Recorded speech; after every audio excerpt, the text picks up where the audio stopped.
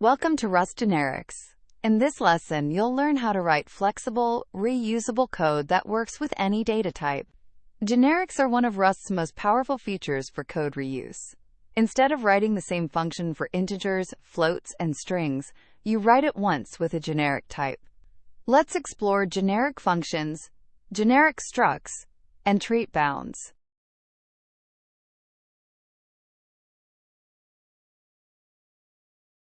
Let's start by understanding what generics are and why they're useful.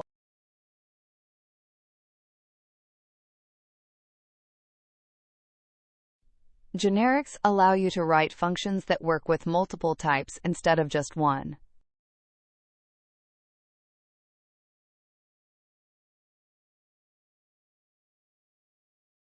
The angle bracket T syntax declares a generic type parameter. T is just a placeholder.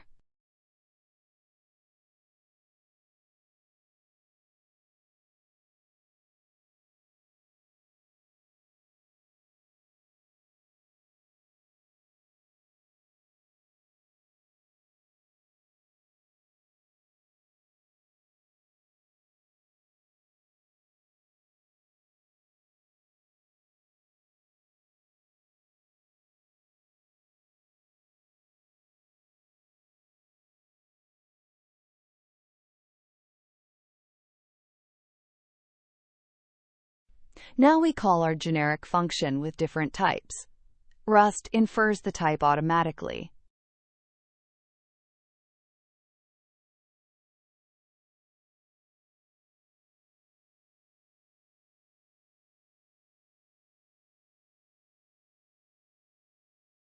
The same function works with integers, floats, and strings. That's the power of generics.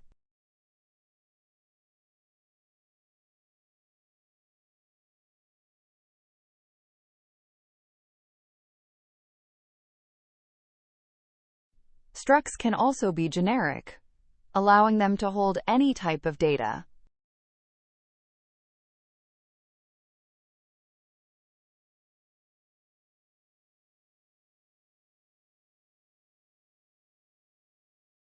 Here we create a point struct that can hold coordinates of any numeric type.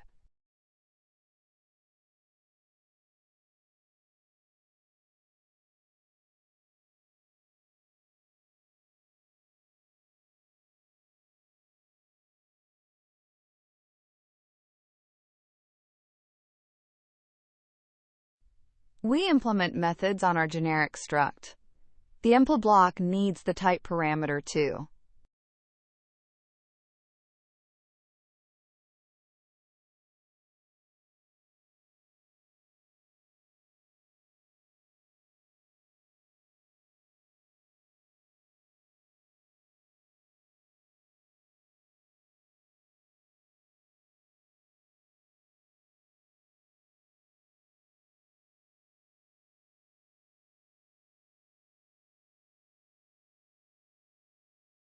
Now we create points with integers and floats.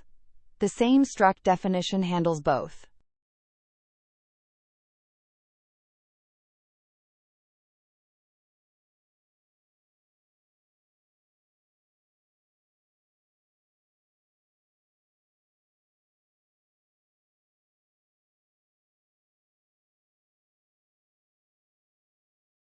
Trait bounds restrict which types can be used with your generic code.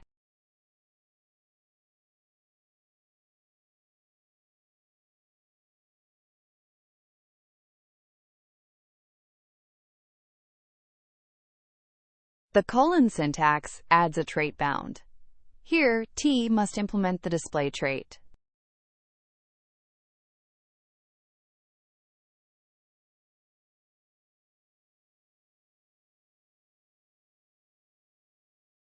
You can require multiple traits using the plus sign. This is called a compound bound.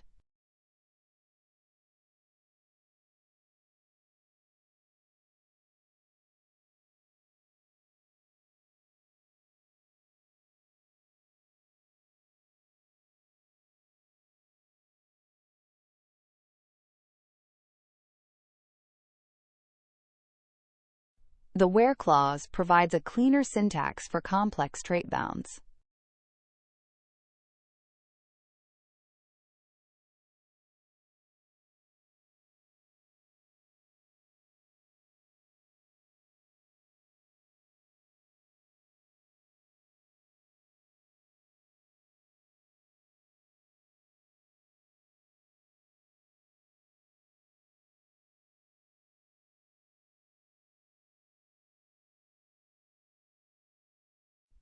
Trait bounds ensure your generic code only accepts types that support required operations.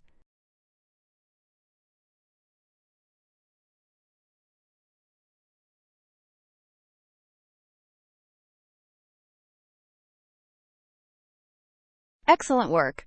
You've learned about Rust generics. You now understand generic functions with type parameters, generic structs that hold any type, and trait bounds to constrain generic types. Generics let you write flexible, type-safe code without sacrificing performance. In the next lesson, we'll explore Rust traits for defining shared behavior.